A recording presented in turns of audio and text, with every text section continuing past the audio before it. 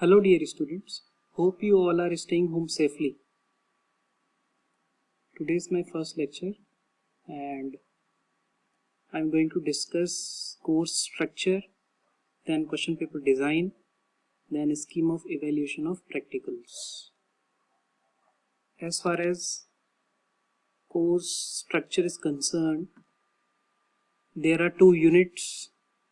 You can see the one is protein and gene manipulation, and the overall weightage assigned to that particular unit is 40. And the second one is cell culture and genetic manipulation, and its weightage is 30 marks. So accordingly, the total theory, that is 40 plus 30 is equal to 70. In practical exam, which is to be conducted annually, its weightage is 30 marks. So the overall weightage of theory plus practical is 100, that is 70 is theory and 30 is practical. So as far as theory is concerned, you can see that there are two units. One is protein and gene manipulation, and second one is cell culture and genetic manipulation. So in each unit there are 3 chapters. So the number of units is 2 and number of chapters is 6. If you see in the so-called first unit, that is protein and gene manipulation, there are 3 chapters. One is recombinant DNA technology, more popularly known as genetic engineering.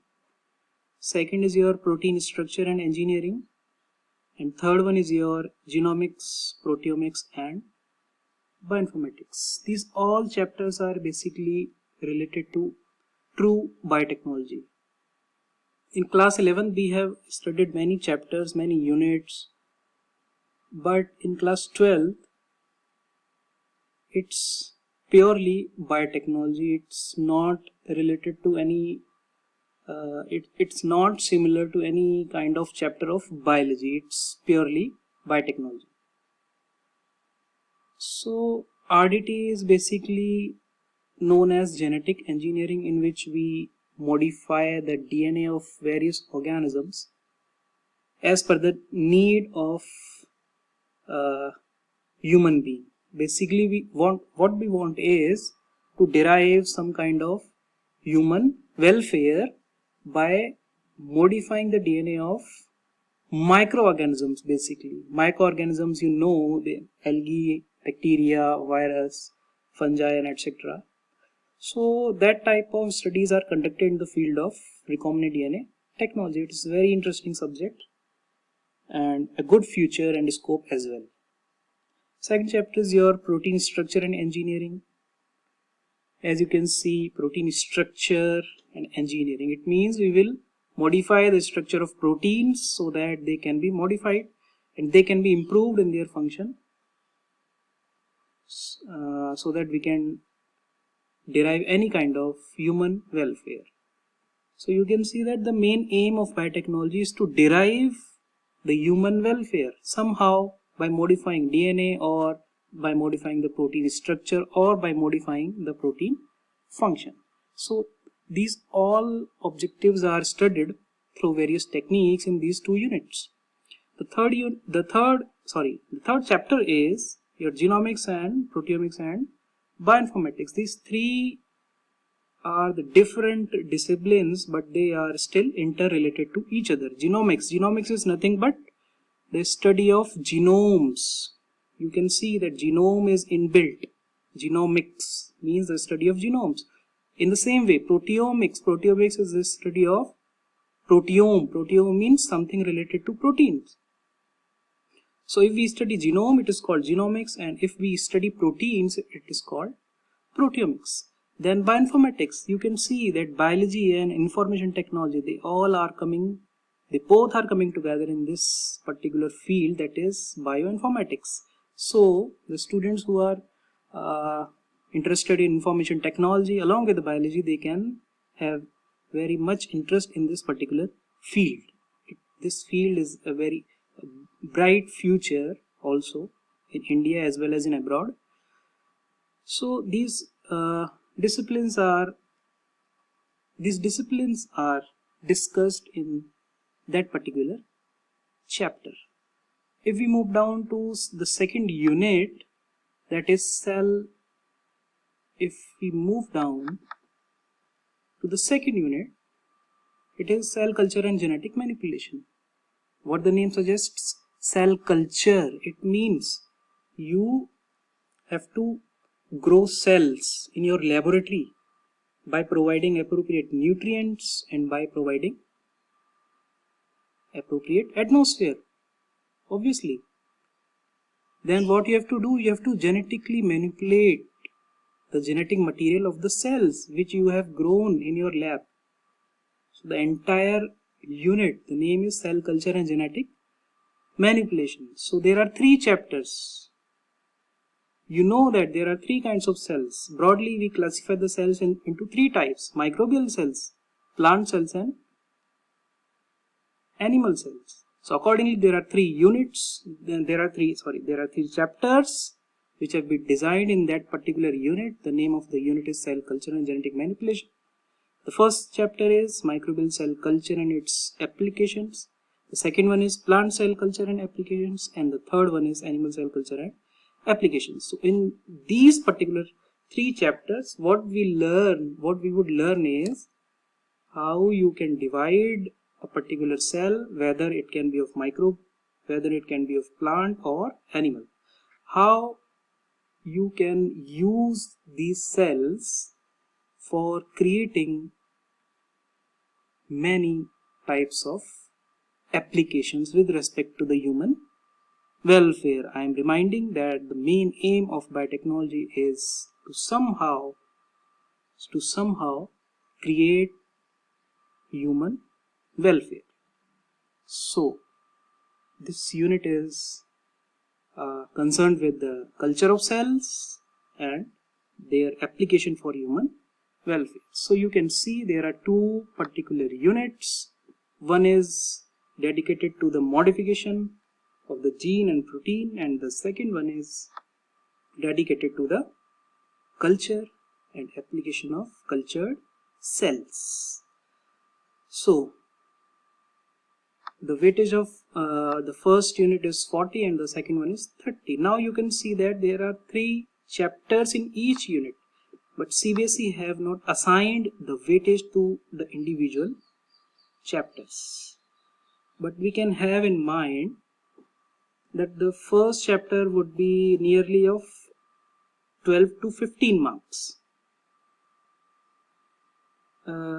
We can say that the chapter 1 and 2, they are having the same weightage roughly, that is 15 plus 15, making up a total of 30.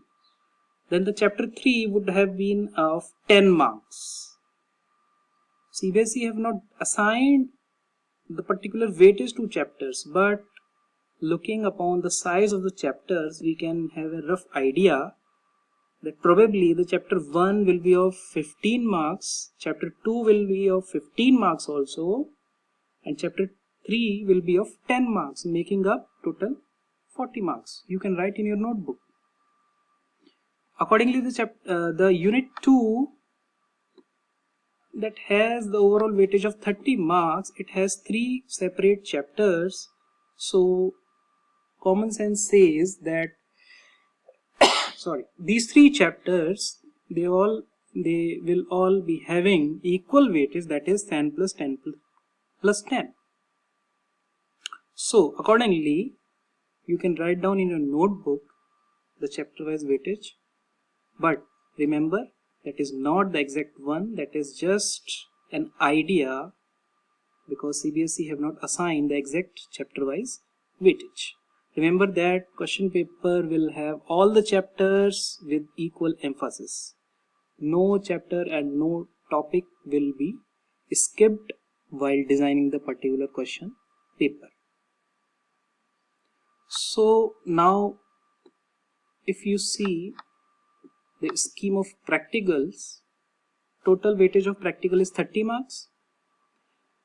And the scheme of evaluation is like this. There will be 2 sections, A and B. Section A will have 2 experiments.